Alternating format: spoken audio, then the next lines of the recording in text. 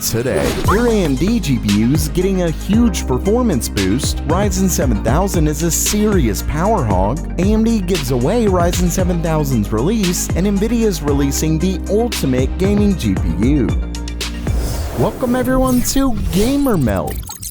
First up for today, AMD's newest driver just dropped, and it looks like they're giving out massive performance gains like candy. We're talking upwards of 92%. Now, if you follow this channel, you recently saw a leaked video from AMD that talks about their noise suppression tech, set to challenge Nvidia's RTX voice. Well, it's officially been released, and it's pretty much exactly what we thought. It's called AMD Noise Suppression, and it uses, quote, a real-time deep learning algorithm to reduce background audio noise. The new tech will be in the Adrenaline software under the Audio and Video tab in Settings. Unfortunately for now, it looks like it only works for RX 6000 series GPUs and up. Now, when it comes to the performance boost, AMD officially released optimizations for OpenGL games. They only mention Minecraft, but it should at least get some boost in most OpenGL games. But speaking of Minecraft, you can see that AMD claims it gets a boost as high as 92% using the RX 6800 XT. But it's not just there. The 6950 XT got a boost of 89%, and the 6750 XT got a boost of 90%. And of course, we're talking flat FPS here, so this driver can give nearly a 2 times boost in performance over the previous driver. But first, how about there are real physical stores that have a massive selection of parts to build your own custom PC? It's called Micro Center, and they've sponsored today's video to bring you a great deal. But before I get to that, if you've never been to a Micro Center, you're seriously missing out. They have everything you could want and more. Motherboards, storage, cases, they even have custom water cooling parts. I've literally driven hours just to visit one. It's actually where I bought parts to build my first ever PC, and they have stores all over the US.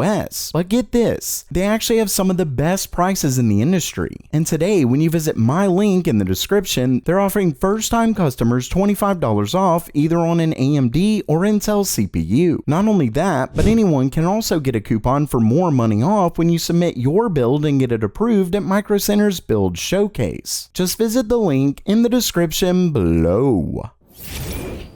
Next up for today, AMD's Ryzen 7000 CPUs look to be some serious power hogs, at least for their Ryzen 9 parts. Now, I've discussed Ryzen 7000 parts getting upwards of 170 watts TDP before, but AMD first stated that 170 watts was their package power tracking limit, yet they later clarified that they misspoke, stating that the AM5 socket is actually at 230 watts, which is a huge jump over current gen's 142 watts. They then stated that the demo they ran on a 16-core CPU at Computex was running less than 170 watts, so things have been pretty confusing. Well, according to resident leaker Copite7 Kimmy, all of AMD's Ryzen 9 7000 CPUs will have a TDP of 170 watts. I'm sorry, what? Now, that may not sound like much, but remember that the current Ryzen 9 processors only get up to 105 watts, and that includes their 16-core Ryzen 9 5950X. So we're talking nearly a 62% increase from last gen. Now, that wouldn't be too bad if AMD wasn't relying heavily on higher clocks for a lot of their performance, but it looks like that may be the case, meaning they would be getting higher clocks, but at the expense of much higher power draw. With that said, they will be getting some IPC increase thanks to their move down to 5 nanometers, but this really is a big jump in TDP. Of course, we just saw something similar from Intel, but remember that they aren't just expected to up clocks. Intel is actually adding more cores, so their TDP could jump even more. Basically, all of this points to a massive jump in power draw, and given we're looking to expect a big boost in GPU power draw as well, which I'll get to in a few, we're seriously going to need new PSUs soon. I mean, 1000 watts may start looking like an entry-level PSU before long.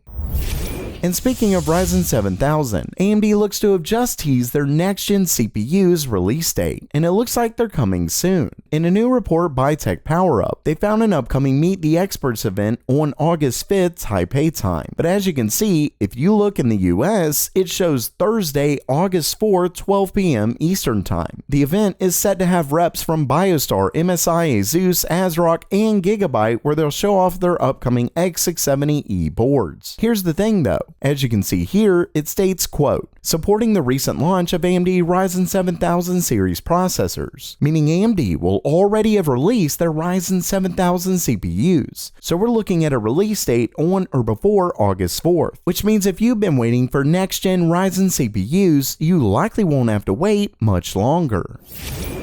And lastly for today, something big is brewing at Nvidia. I'm talking the king of all GPUs, the lord of graphics, the one card to rule them all. This story comes from resident leaker Copite7Kimmy, and as you can see, he shared specs for what he calls the beast. Now, we've seen some of these specs before, but it's clear that this card is a thing. At least it's definitely being tested, given Copite7Kimmy is a very trustworthy leaker. Last time, he mentioned the possibility of a new Titan, but it's pretty clear that he's not sure of the name. It could be something like the RTX 4090 Ti.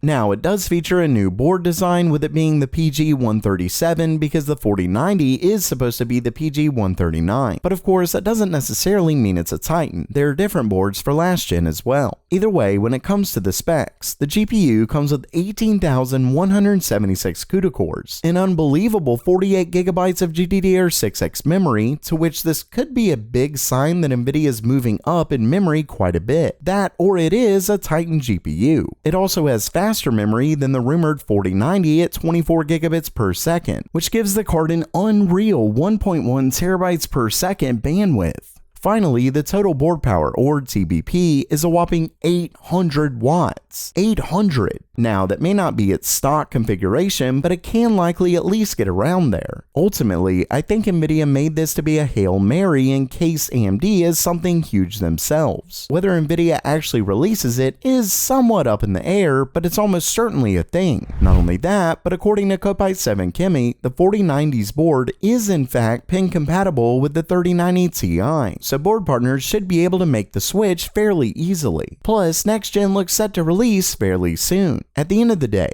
let's hope the beast is made of a new type of silicon that only Mount Doom can melt, or we may be in trouble.